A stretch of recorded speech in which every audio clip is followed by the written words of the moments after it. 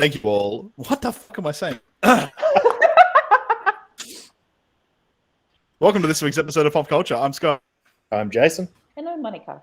Sorry, Monica said the words Space Jam and you right before I started talking, and it crippled me intellectually and emotionally. I did not mean to psych you out. I'm sorry. Cognitive malfunction. We're not talking about Space Jam and New Legacy again. However, the connection here is that Don Cheadle's in it, talking about No Sudden Move, the new film from Soderbergh. A man with more movies than Wheeler has wheels. That was a terrible example. That was a pretty bad analogy, yeah. Thank you. He's done a lot of work. He's busy, all right? Yeah, he is. He's consistent. Prolific. Yes. Yeah, I'll give him that. He certainly isn't terrible. Yeah, so starring everybody. Don Cheadle, Benicio del Toro, David Harbour, John Hamm, Brendan Fraser. Yay! Brando Fraser. Don't be mean. Brando Fraser. Don't pick on him. The other Culkin. Ray Liotta, Bill Duke, Julia Fox. Everyone's in this movie. The other Culkin. Sorry, Kieran. In a movie that I thought was aptly named because nothing happened in it. Ooh, okay. Yeah, I would agree with that assessment.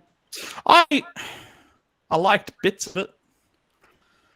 There were elements that were there that could have made this movie a lot better, but I don't know. I just found myself so bored watching the whole thing. For me, it was a slog. I'm sorry, guys. Yeah, no, I struggled, especially towards the end. It got more slow. The grease dried up, and it was just. I think from the outset, to make the whole thing about catalytic converters, which is, I guess, the what do you call it? The MacGuffin of the film. Yeah. Without you knowing it is. It's just sort of really misplaced, I think, how it works in it.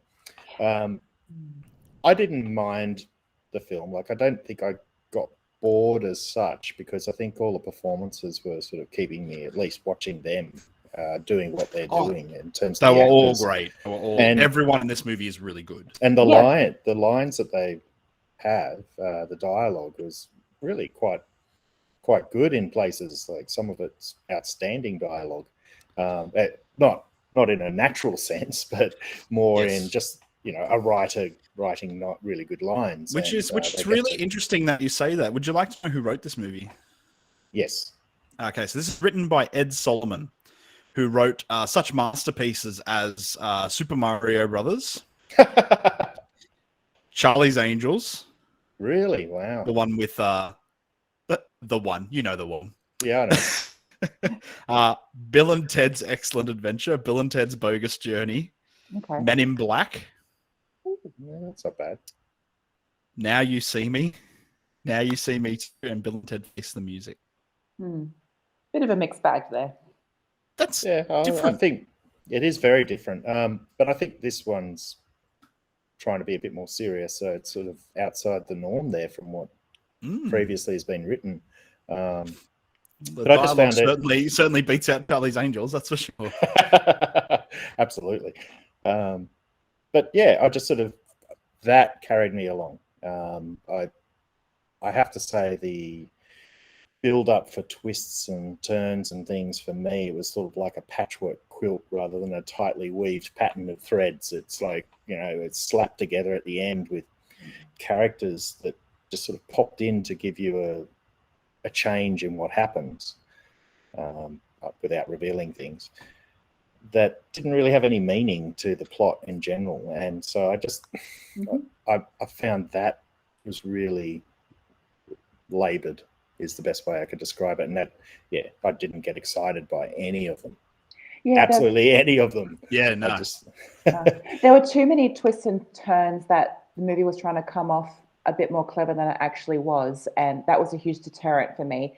It started off so strong, and I think had it stayed in the house where our three ragtag criminals go into, and they're all hired to do a job, which is to just look after this family.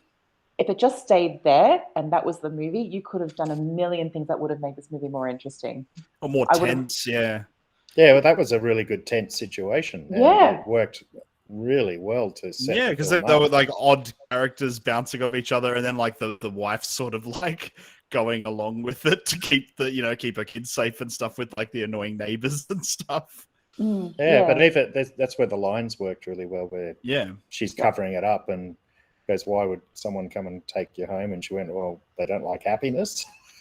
So really, like, it was such a weird thing to say, but it sort of worked to cover things up, and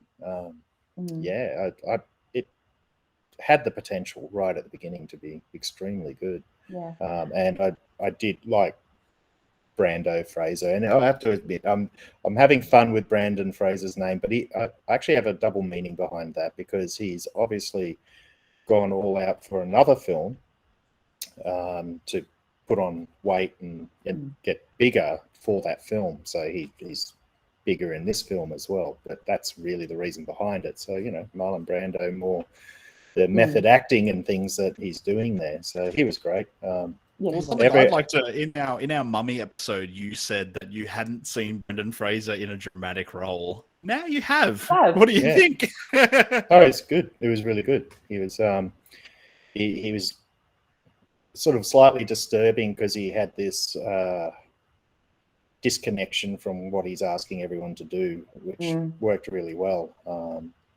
And his sort of lack of reaction to things other than this is the way it's going to work if you don't do what you're supposed to, worked really well. Sort of slightly psychotic, I think, in some ways. Yeah, he's got this wonderful detached, desensitized approach to the job. It's very interesting. And I think for a lot of the cast as well, there's a real lack of desperation to survive as well. So there's so many twists and turns and everyone's betraying each other, but none of them are sort of coming across that I really want to live. No, and they're also not people you want them to live either. That's the other catch. Like, they don't have redeemable features whatsoever. Yeah, exactly. Like, I think the character of Curtis by Don Cheadle is probably the best example, and he's coming up with all of these plans to get out of the situation that he's in because he knows he's got a price on his head. But at no point am I really rooting for him, because it just doesn't come across that he is really wanting to get out of this. And he's the most sympathetic. He is the most sympathetic. He is. Yeah, he is. And still, it was kind of like, okay, whatever. Yeah, which I think is really disappointing, because, you have all of these wonderful actors, with a huge range of abilities. Let them play with that a little bit more. I felt it was very restrained somewhat. And some were, I think, sort of unutilized too. Like John Hamm kind of gets nothing. That's right. He's there for the John Hamm. Like, it's John Hamm in a fedora. There you go. Everyone's seeing that, right? Yeah, exactly. That was it. He plays this throwaway character of a police officer. Yeah. Yeah. Like, thankless. That could have been anyone. It wouldn't have mattered. Yeah, exactly right. Matt Damon, I thought, had the most to work with, because his scene is quite long. It's a long scene. But it's a good one. It's actually one of the best. It's really compelling. It weirdly, I think it tries. Well, it explicitly. I won't say it tries. It explicitly brings the essence of what was trying to be done here together in the one scene, and lays out the concepts of the catalytic converters, but it's also talking about race and the power of people who have money, where it doesn't matter really to him that he's paying them this money. He's just like a lizard. I'll just get more. Yeah, he said it's like a lizard's tail. I work, it grows. I sleep, it grows. It doesn't matter what he's doing. It's just going to keep growing again. So that is probably what you'd like throughout the whole film, is every scene treated that way. Yeah, exactly. It doesn't leave enough breadcrumbs in the rest of the film for an audience to figure out the end game and what's going on. As good as that scene was with Matt Damon explaining everything, I feel that you don't need to have him do that if you've already sort of given your audience enough. Yeah, exactly. So I just felt the payoff was not really worth it. But for a 20-minute scene of elaborate exposition. Yeah, it wasn't quite exposition. It was sort of there was exposition in it, but it Elaborate was more metaphorical. or themes. I'm going to tell you what Yeah. this film's really about. Yeah, exactly. You just sort of pan to Matt Damon on the chaise lounge, with a glass of brandy, explaining everything about catalytic converters and the car industry in the 1960s. Fuel's important. Yes, the government was trying to stamp on everybody. See. Say. And then the end with like the death of some of the major characters, and I was just a bit like, oh, okay. Yeah. Yeah. Righto. But that was extra characters thrown in to give you a twist that wasn't Yeah. really a twist. It was. I'm like, okay, so people are greedy. Cool. Yeah, exactly. Yeah, and then the camera thing. Oh yes. Yeah, what was that? Which I watched it on my computer, and I'm like, because you'd messaged us prior, and you were like, "There's something weird about the camera lens," and I'm like, I don't know what he means. And then I watch it, and I'm like, what's huh? Yeah, it's sort of and I almost couldn't like watch it. I've got a 16:9 27-inch display, and if I made it full screen, it distorted the image grossly. Like I couldn't watch it. I had to watch it sort of shrunk in aspect ratio to make it look normal, and it still looked wrong. Yeah, it did weird things with perspective and background. So when I was watching, I was going, why are they using this weird wide angle lens? Like, what's the purpose of it? And I ended up finding out that yes, there was a lens being used, which was 1.5 times the size of what they normally use. It was for the new. So we camera. shot it on the new red camera. Yeah, and using this sort of amorphic lens, and they were like, normally, apparently, it's built that way so you kind of get an extra wide angle, but it does cause this warping. So you'd shoot and then you'd crop. Okay. To cut out that distortion because the lens goes out. But Soderbergh was like, oh, I like it. Leave it. It was distracting. It was very distracting. Yeah. I couldn't help but feel when I noticed it for the first time. I don't know a lot about camera lenses, but it looked to me like someone had grabbed a phone and done a panoramic shot. Oh yes, yeah. With that bending, and then they just cropped it, and I was like, "That's a really weird way to shoot a film. Why are we looking at it like this? I don't like it." Because you don't see it. You don't like. It's not something that's done. And I don't know why. I mean, if it was an aesthetic that he liked, okay, but I certainly didn't appreciate it. And then for like panning shot, there was some shots that looked really interesting. There was a shot where Don Cheadle was walking down the street, and it almost looked like he was on like a treadmill in kind of like an old school rotating background. Just you know what I mean? Like it looked, and it looked kind of cool. But then there's like the panning shot in the restaurant where Benicio goes and meets him, and then Brendan Fraser comes in, and then Ray Liotta comes in, and that panned around through faces, and people's faces are distorting at the edge of the frame. It was like really not good to look at because it's what they used for every shot in the film. Oh, you could tell, and parts of it reminded me back. Oh, geez, it must be early '80s or something like that when they'd put widescreen films to television. They hadn't quite got to the point of cropping them or putting a letterbox on it. Yeah. So it got compressed into the 4:3 ratio, and people looked really long. And but for some reason they'd do it just for the titles, and then they'd work out, okay, we'll just let it expand beyond its range, and you'd get normal ratio, but you'd miss you'd cut off the edges. But it reminded me of the title sequences, and I tell you what, I've seen Jaws that way a lot, where it's sort of everyone's squished up at the beginning and then at the end of it and things like that. But it does not work. It does not pay off. I don't know what the purpose of that style would suit the film for. I mean, it's not, to me, it felt like it was trying to be 3D almost in points, because of the way different people obviously noticed. You go to Google "no sudden move," you'll get like auto search "no sudden move" camera lens. It's sort of one of those, I guess, weird incidents in film where you just notice something is not off, but a new technique is being tried. The only other instance where I can sort of compare it to is in The Hobbit, in the barrel scene where they shoot everything with 48 frames per second. When you watch it for the first time, it's really jarring. Mm.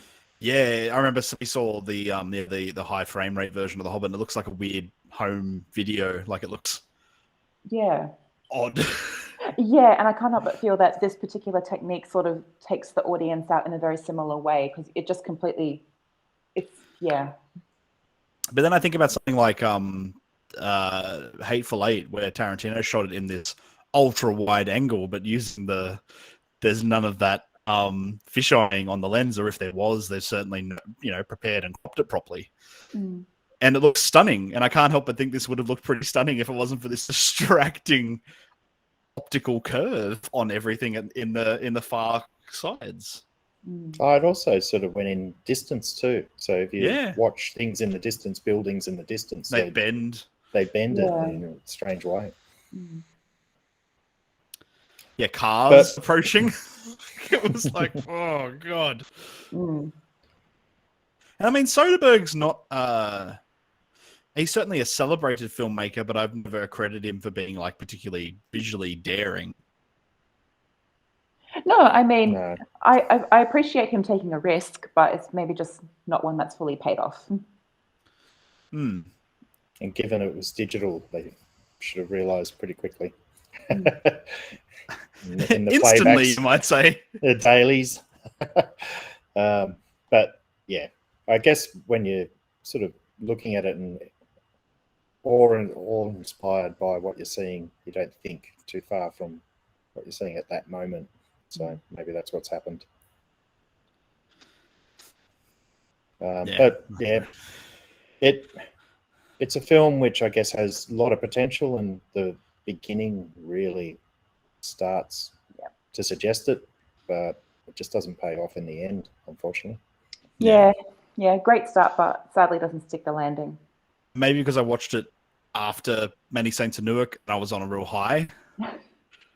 Because I really, really loved that film, and I found it completely riveting.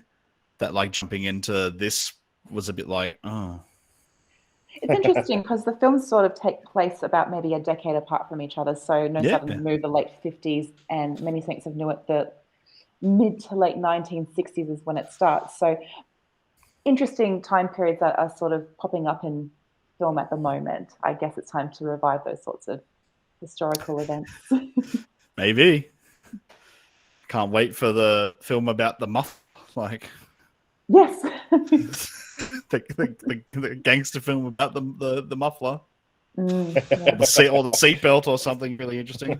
There is a film about the window wipers. So, but that was done many years ago. Christ. But that was the theme. That was explicitly the point of the film, so it made sense. Of course. This one just strangely brought it up at the end. What a twist. I think, it wasn't even the twist. I think what they were trying to do is show this business environmental vandalism. It's actually a modern take on things, and it was, I guess, trying to say something about it. Yeah. But it's so weakly applied by it. At the end, you sort of go, "Oh, we better throw in these last little credit sequences that explain it too." And it just made it weaker than anything. Yeah, it really did. I think one of the few saving graces of this movie was watching David Harbour just slowly lose it. That was enjoyable. I have a lot of respect for David Harbour. I think he's fantastic. Yeah, I do too. I mean, it was honestly, my takeaway was like Brendan Fraser. Like, I'm like, just felt warm to see him on screen again. Yeah, it made me all happy. Even though he was playing kind of a very sinister individual. Yeah. But I mean, ultimately, I think I was disappointed. Yeah, I wouldn't watch it again. Yeah, you look out all those pieces: Soderbergh, Don Cheadle, Benicio del Toro, David Harbour, John Hamm, all that stuff, and I'm like, yeah. And And then No, it all turns out to be a catalytic converter. All right, cool. If you're going to watch a film by David Soderbergh that involves cars, watch Logan Lucky instead. Logan That's way Lucky. more fun. Yeah. Contagion. He's got some good relevant stuff. Yeah, he does. Cool. Thank you for listening to this episode of Popped Culture. I've been Scott. I'm still Jason. And I'm still Monica. I was going to say thank you for listening to this episode of No Sudden Move. Because I was reading it.